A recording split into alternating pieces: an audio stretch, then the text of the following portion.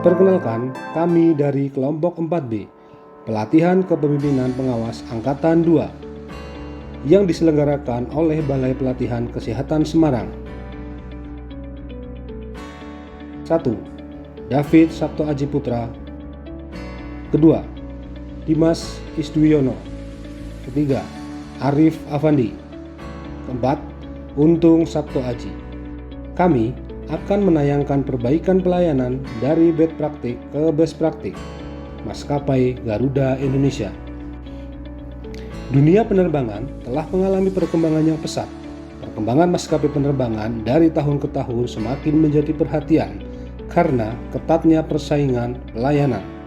Penerbangan di Indonesia sangat berperan penting dalam menghubungkan daerah-daerah yang sulit dijangkau oleh moda transportasi yang lain.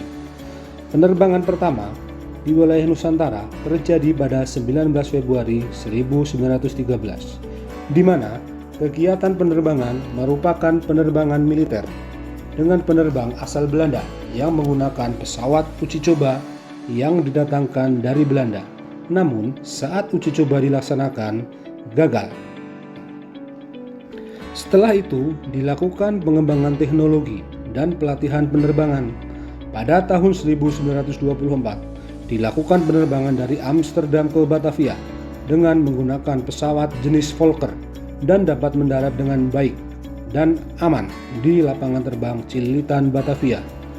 Pada masa kemerdekaan Indonesia, penerbangan sipil pertama diinisiasi oleh Angkatan Udara Republik Indonesia, dan pada tahun 1949, Presiden pertama Insinyur Soekarno mengusulkan adanya nama maskapai yaitu Garuda Indonesia Airways atau GIA. Penerbangan pertama yang dilakukan dari Jakarta ke Yogyakarta untuk menjemput Presiden Soekarno. Dari saat itu, Garuda Indonesia terus mengudara hingga saat ini, dan pada tahun 1950, Garuda Indonesia resmi menjadi sebuah perusahaan negara dengan mengoperasikan 38 pesawat berbagai jenis. Garuda Indonesia saat ini melayani lebih dari 90 destinasi di seluruh dunia. Dengan jumlah penerbangan mencapai 600 per hari, Garuda Indonesia memberikan layanan terbaik melalui konsep layanan Garuda Indonesia Experience yang mengedepankan hospitality dan keramah tamahan. Garuda Indonesia Group saat ini mengoperasikan 200 armada pesawat sebagai keseluruhan armada dengan rata-rata armada di bawah 5 tahun. Adapun Garuda Indonesia sebagai main brand saat ini mengoperasikan sebanyak 144 armada. Garuda Indonesia Experience adalah sebuah konsep layanan terbaru yang mensajikan aspek terbaik layanan di Indonesia kepada para penumpang mulai dari saat reservasi hingga tiba di bandara tujuan.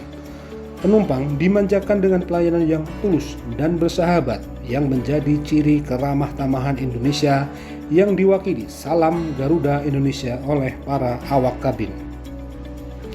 Dengan konsep pengenalan Garuda Indonesia Experience, PT Garuda Indonesia telah menciptakan ciri khas yang membanggakan sekaligus meningkatkan citra positif Indonesia pada dunia internasional. Dengan pelayanan yang diberikan oleh PT Garuda Indonesia kepada masyarakat, kami menganalisa ada beberapa indikasi bad praktik yang dilakukan oleh Garuda Indonesia baik secara internal dan eksternal yang menyebabkan maskapai penerbangan ini hampir pailit. Di antaranya, utang pesawat. Hal ini sebagian besar disebabkan oleh kesalahan manajemen yang dilakukan bertahun-tahun melansir pernyataan Kementerian BUMN. Kesepakatan penyewaan pesawat dengan nilai di atas rata-rata pasar. Rute penerbangan yang tidak menguntungkan. Permasalahan lain dalam manajemen Garuda Indonesia berubah masalah klasik rute penerbangan yang tidak menguntungkan, bahkan cenderung memberikan kerugian.